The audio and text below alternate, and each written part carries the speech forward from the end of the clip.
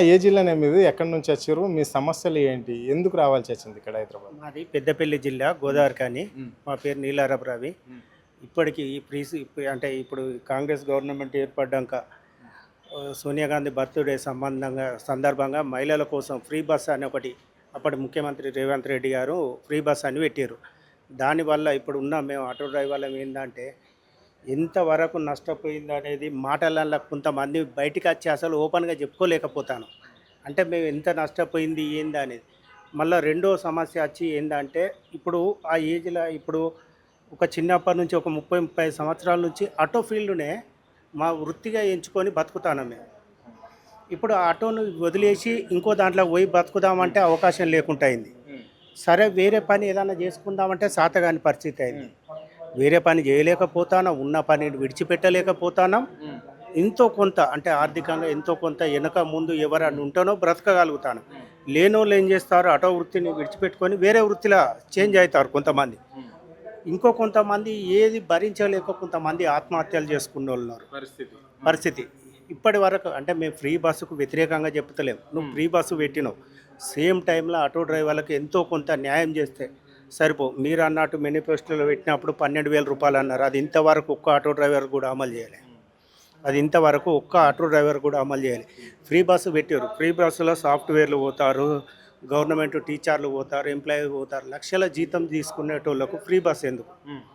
వాళ్ళకు ఆర్థికంగా టికెట్ కొనుక్కొని డ్యూటీ చేసే అంత ఉన్నది. ఉన్నోళ్ళకి ఎందుకు? లేనోళ్ళకు నువ్వు పెట్టు ఏదన్నా. మేము కాదంటలేం కదా.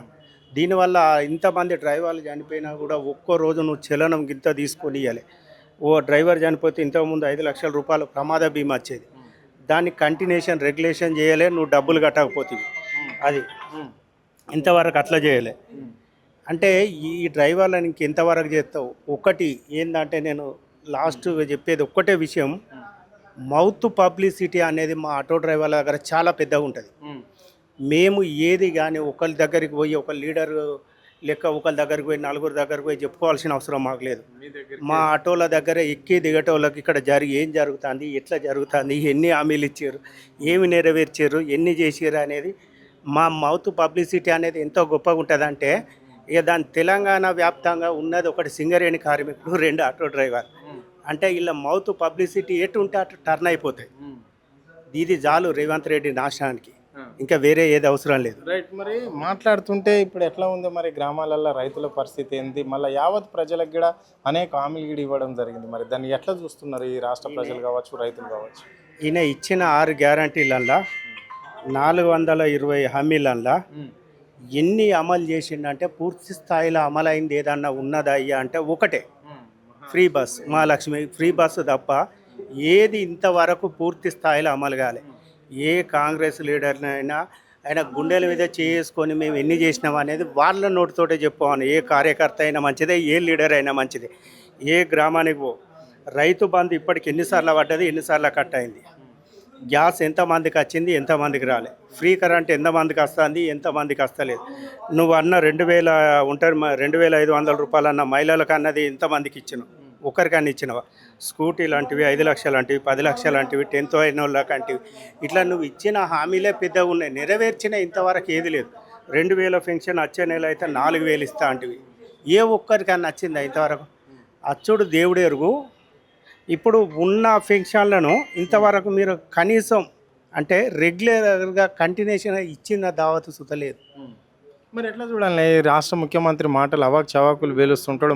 మాట్లాడుతుంటే బీఆర్ఎస్ నాయకులను టార్గెట్ చేసి మాట్లాడుతుంటాడు. ప్రధానంగా మీకు తెలుసు ఎవరి గురించి ఒక కామెంట్ చేస్తాడు అనేది కూడా. దీన్ని ఎట్లా చూస్తారు మీరు ఒక కామన్ మనిషిగా? అంటే ఎట్లా అంటే వెనకట మా చిన్నప్పుడు పిట్టల దొర అని వచ్చేటోడు. ఆయన చెప్పేదానికి ఈయన చెప్పేదానికి సేమ్ సింక్ అవుతారు ఇద్దరు. అంటే అట్లున్నాయి మాటలు. పిట్టల దొర అంటే మా తాతకు అక్కడ ఇన్ని ఆస్తులున్నాయి, అట్లున్నాయి, ఇట్లున్నాయి.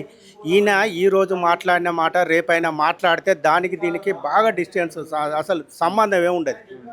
నేను రైతు బిడ్డను, నాకు కట్ట చేయచ్చు, నాకు దున్నచ్చు, దుక్కి దున్నచ్చు, నాగలేయచ్చు, వరి వేయచ్చు అన్నాడు. నాకున్న సమస్యలలో నాకు గిడవలతోటే నా 50 సంవత్సరాల జీవితం గడిపిందని ఒక ఇంటర్వ్యూ ఇస్తాడు. అయినా చెప్పిన మాట ఆయనకే క్లారిటీ లేదు. ఇక జనాలు ఆయన ఏడ నమ్మేటట్టున్నారు. అంతేనా? రాబోయే ఎలక్షన్లో మరి ఎట్లా ఉండబోతుంది? రాబోయే ఎలక్షన్లలో ఇప్పుడు మేము చెప్తే అనిపిస్తాయి కదా ఏదో అని కాదు. రాబోయే ఎలక్షన్లలో ఎట్టి పరిస్థితుల అంటే ఏదైనా బీఆర్ఎస్ గవర్నమెంట్ అనేది 100% వస్తాయి. ఇది నేను కోరుకునేది కాదు.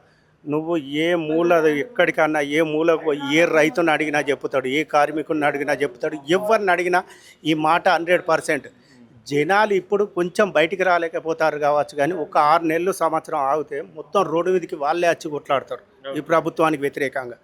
మనం దీని మీద మనం చెప్పుడు కాదు, అప్పటికి ఈ ప్రభుత్వానికి ఇప్పటికే అర్థమవుతుంది. కానీ ఏంటంటే దాన్ని చెప్పుకొని ఇంకా డ్యామేజ్ అవడం ఇష్టం లేక ఇంత ఏదో అట్లా మాట్లాడదు తప్ప వీళ్ళు చేసింది ఏది లేదు.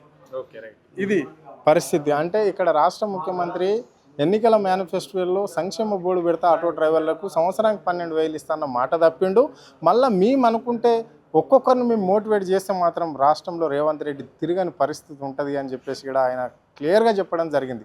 అంటే ప్రజలు మా దగ్గరికి వస్తుంటారు, పోతుంటారు, మా సమస్యలు మేము చెప్పి ఎవరికి ఏమి ఇచ్చిండు అని చెప్పేసి మేము చెప్పగలిగితే రేవంత్ రెడ్డికి ఒక ఓటు కాదు కదా, ఒక సీటు కూడా గెలవలేడు ఈ రాష్ట్రంలో. ఆయన 117 సీట్లు గెలుస్తా అని చెప్తున్నాడు, ఆ ధీమా వ్యక్తం చేస్తున్నాడు. ఆయన మాటలకే ఉన్నాడు తప్ప కానీ శాతలకు లేడు. రాబోయే ఎలక్షన్లు బీఆర్ఎస్ ప్రభుత్వం వైపే ప్రజలు ఉండే వైపు మొగ్గు చూపుతున్నారు ఈ ప్రజలు. ప్రజలలో కస్తే తెలుస్తుంది, సభ నింపుకొని సభలో మాట్లాడడం కాదు, ఆయన మాట్లాడితే అబద్ధమే అని చెప్పేసి కూడా వారు చెప్పడం జరిగింది. ఇంకోసారి ఇలాంటి వాక్యాలు అంటే ఎవరైతే ప్రశ్నిస్తారో వాళ్ళపైనే ఆయన అవాక్ చవాకులు పేలుస్తుంటాడు. అంటే ప్రజల పక్షం నుంచి ఎవరైతే మాట్లాడతారో రేవంత్ రెడ్డికి నచ్చదు కాబట్టి వాళ్ళ పైన కేసులు పెట్టడం, వాళ్ళను ఓడించడం ఒక లక్ష్యంగా పెట్టుకుంటుండు అని చెప్పేసి కూడా ఇక్కడ రాష్ట్రానికి సంబంధించిన ఆటో డ్రైవర్ల యూనియన్ నాయకులు చెప్తున్న మాటలు ఇవి. అంటే ప్రజలకు 6 గ్యారంటీలు అన్నాడు, 6 గ్యారంటీలలో ఏ ఒక్క గ్యారంటీ అమలు చేసిండో ఆయన చెప్పాలి అని చెప్తున్నాడు.